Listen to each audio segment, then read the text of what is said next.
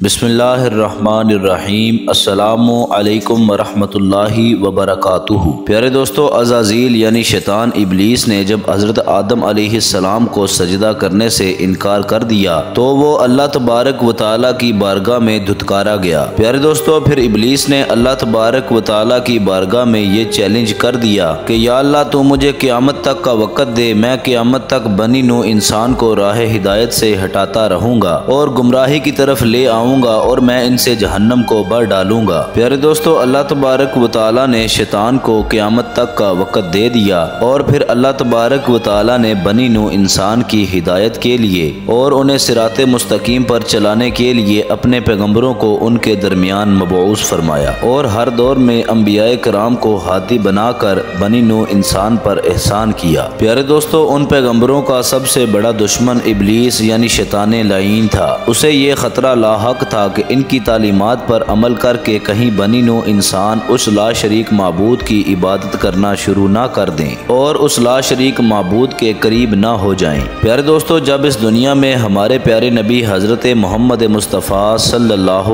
علیہ وسلم کی پیدائش مبارکہ ہوئی تو وہ دن ابلیس لعین کے لیے سب سے زیادہ برا اور گرا ہوا دن تھا، کیونکہ آپ صلی اللہ علیہ وسلم کی تعلیمات پر عمل کر کے بنی نوع انسان کو ہدایت ملنے والی تھی، جو کہ ابلیس لعین کی سب سے بڑی ناکامی تھی۔ پیارے دوستو، علامہ ابن کثیر البدایہ میں لکھتے ہیں کہ ابلیس زندگی میں 4 بار بلند آواز سے رویا۔ پہلی بار وہ جب اللہ تبارک و تعالیٰ نے ابلیس کو لعین ٹھہرا کر اس پر لعنت نازل فرمائی۔ دوسری بار تب رویا جب اسے آسمان سے زمین پر پھینکا گیا۔ تیسری بار تب رویا جب نبی صلی اللہ علیہ وسلم کی ولادت مبارکہ ہوئی، اور چوتھی اور آخری مرتبہ تب رویا جب اللہ تبارک و تعالیٰ نے سورۃ فاتحہ نازل فرمائی۔ پیارے دوستو، ابن ابی حاتم اپنی تفسیر میں حضرت اکرمہ سے روایت کرتے ہیں کہ آپ صلی اللہ علیہ وسلم کی ولادت مبارکہ کی وجہ سے زمین نور سے منور ہو گئی۔ ابلیس نے اپنے چیلوں سے کہا کہ آج اس دنیا میں ایسا بچہ پیدا ہوا ہے جو ہمارا معاملہ خراب کر دے گا۔ پیارے دوستو، یہ بات سن کر شیطان کا ایک چیلا شیطان سے کہنے لگا کہ تم جاؤ اور اس بچے کی عقل میں خامی پیدا کر ڈالو۔ پیارے دوستو، چنانچہ ابلیس لعین حضور صلی اللہ علیہ وسلم کے پاس اسی ناپاک ارادے سے آیا تھا۔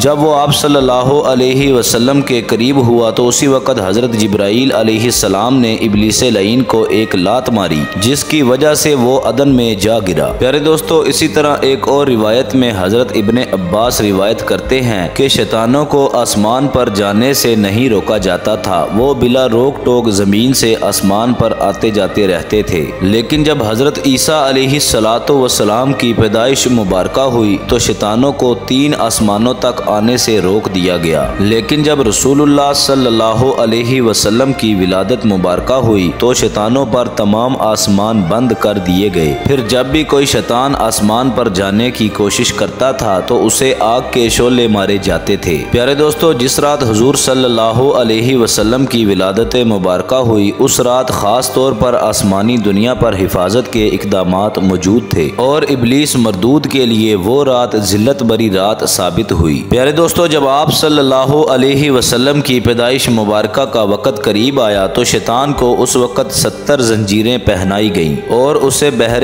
حجر میں سر کے بل الٹا لٹکا دیا گیا اور تمام سرکش مخلوقات کو بھی زنجیروں کے ساتھ جکڑ دیا گیا، اور پھر اس کے بعد حضور صلی اللہ علیہ وسلم اس دنیا میں تشریف لے آئے۔ سبحان اللہ۔ پیارے دوستو، اگر آپ کو ویڈیو پسند آئی ہو ویڈیو کو لائک کر دیں، چینل کو سبسکرائب کر دیں، بیل آئیکن کو کلک کر دیں تاکہ ہماری نئی آنے والی مزید اچھی ویڈیوز باقاعدگی کے ساتھ آپ تک پہنچ سکیں۔ اپنا خیال رکھیے گا۔ اللہ حافظ۔